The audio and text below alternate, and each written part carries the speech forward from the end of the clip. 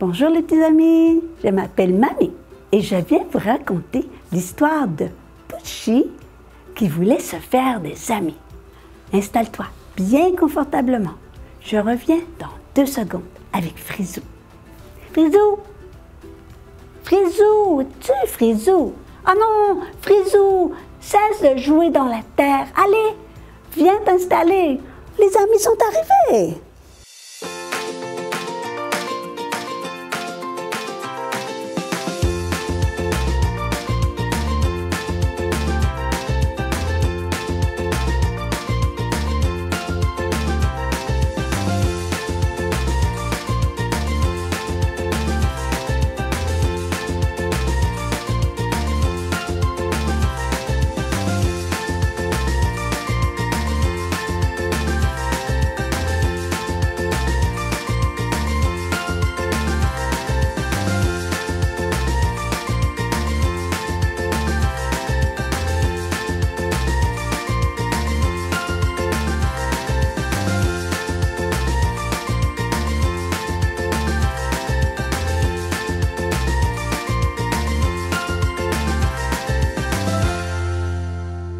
Pucci possédait 100 pattes et était un peu poilu.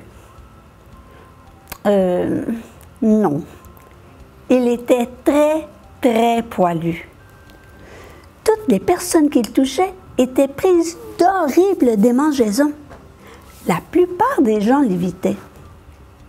Pucci ne voulait pas les voir s'enfuir en faisant des grimaces d'horreur à sa vue. Mais comme il avait 6 grands yeux, c'était difficile de ne pas les voir. Pucci vivait donc caché dans des endroits sombres, dans la boue ou sous des feuilles, là où personne ne risquait de le voir. Ou de hurler qu'il était laid. Alors il s'est senti en sécurité pendant quelque temps. Mais il a fini par s'ennuyer. Pucci avait besoin d'un ami. Un jour, il a pris son courage à 2 mains. Il a brossé et nettoyé ses poils avec une feuille et il s'est approché d'une fourmilière. Tu sais, une fourmilière, c'est la maison où vivent les fourmis. Alors Pucci s'est approché de la fourmilière qui était tout près de chez lui. « Bonjour », dit-il à un bataillon de fourmis rouges en souriant de toutes ses dents poilues. Oui, il était vraiment très poilu. Même ses dents étaient poilues. Et au boulot, au boulot, au boulot, criaient les fourmis en transportant fièrement des morceaux de sucre et des déchets très lourds. Elles n'avaient pas de temps à consacrer à des amis. Bzzz, bzzz, bzzz. Un bourdonnement a retenti. Pucci a aperçu un petit nuage noir qui se déplaçait au-dessus de sa tête. Oh, un escadron de moustiques! C'était sûrement être très agréable de devenir ami avec un essaim bourdonnant. Bonjour, dit Pucci. Du sang, du sang, du sang! Ah, chantaient les moustiques. Ils remarquèrent à peine Pucci et poursuivaient leur vol à la recherche d'une dose de sang. Parce que tu sais, les moustiques, ce sont des maringouins. Ah, et tu sais, les maringouins, quand ils te piquent, c'est parce qu'ils veulent avoir ton sang. Hein? Alors, Pucci, il n'a pas pu devenir ami avec les maringouins. Oh. Alors, c'est à ce moment-là qu'il a remarqué une belle guêpe dorée et dodue qui sirotait le nectar d'une fleur rose. Pucci s'est éclairci la voix. Bonjour, qu'il a dit sur un ton un peu nerveux. La guêpe était si jolie et si dorée qu'il n'a pas pu se retenir. Veux-tu être mon ami? Ah, la guêpe a éclaté de rire. Mais pourquoi voudrais-je être ton ami? J'ai déjà toute une colonie d'amis. Et elle s'est envolée vers son nid. Oh, Pucci a eu envie de pleurer, mais ses larmes ne savaient pas lequel de ses yeux elles allaient couler. Alors, il a secoué tristement la tête et il a filé se cacher sous une feuille. Oh, c'était froid, humide et ça sentait mauvais. Mais c'est ce qu'il préférait. Qui a besoin d'amis? Se demanda-t-il. Cette nuit-là, il y a eu une grosse tempête. La feuille qui recouvrait Pucci a été emportée par le vent.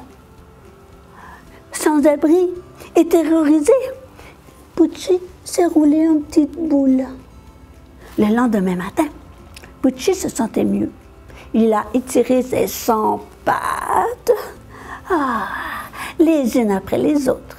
Puis, il a rampé hors de son abri et s'est mis en quête d'un bon petit déjeuner dans l'herbe.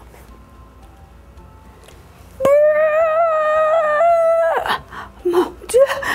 Pucci a levé les yeux au ciel et il a découvert une petite fille qui le regardait en hurlant. Il avait escaladé la chaussure de la petite fille sans s'en rendre compte. Honteux d'être aussi laid et repoussant, il s'est roulé en boule et puis il a fermé les yeux.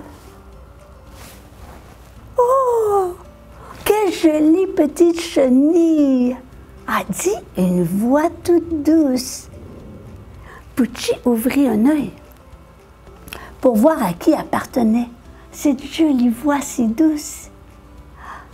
Qui était donc cette personne qui connaissait son nom et qui le trouvait beau?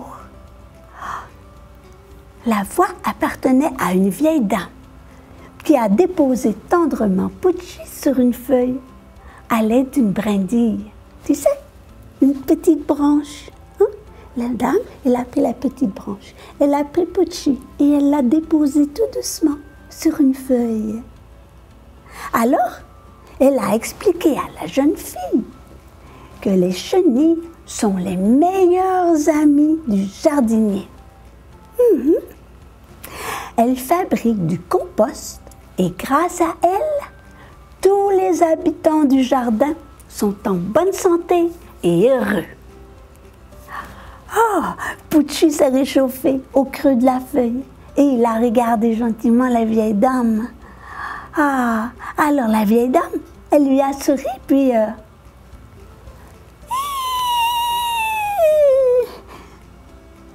hurla Pucci tandis qu'il tombait dans un trou noir et profond. Boum! Pucci atterrit en douceur sur quelque chose de frais, d'humide et qui sentait mauvais. Mais cela sentait délicieusement mauvais. Pucci renifla l'air encore et encore. Pelure d'orange, peau de banane pourrie, des coquilles d'œufs, du pain moisi et de la viande pourrie, des légumes avariés. Pucci était dans l'endroit le plus merveilleux qui soit, immense, humide et nauséabond. Nauséabond, tu sais, ça veut dire ça sent très mauvais. Alors cet endroit, il sentait très mauvais, mais Pucci adorait quand ça sentait mauvais. Il s'est frayé un chemin dans cette obscurité magnifique, couverte de paille, en humant l'air de sa nouvelle maison. Il allait être très heureux ici. Soudain, une pensée lui a traversé l'esprit. Allait-il se sentir seul dans l'obscurité sans personne à qui parler? C'est alors que... Bonjour, fit une voix dans l'obscurité. Veux-tu être mon ami? Lui a demandé une autre voix. Qui es-tu? Comment tu t'appelles? Demanda Pucci. Pucci, a dit la voix. Pucci, a répondu une autre voix. Piucci, a répondu encore une autre voix. Oh, Pucciou, a répondu une autre voix. Docteur Pucci, encore une autre voix. Mais tandis que ses yeux s'habituaient à l'obscurité, Pucci a remarqué des centaines de chenilles, si différentes de toute forme et de couleur, qui remuaient en fouillant la terre. Il était ravi à partir de ce jour. Il a passé ses journées auprès de ses très nombreuses nouvelles amies. Et Pucci, depuis ce temps, vit chez la vieille dame dans un pot de fleurs installé sur le rebord de la fenêtre, dans laquelle la terre sent bon le citron. Et la vieille dame, elle est toujours sa meilleure amie.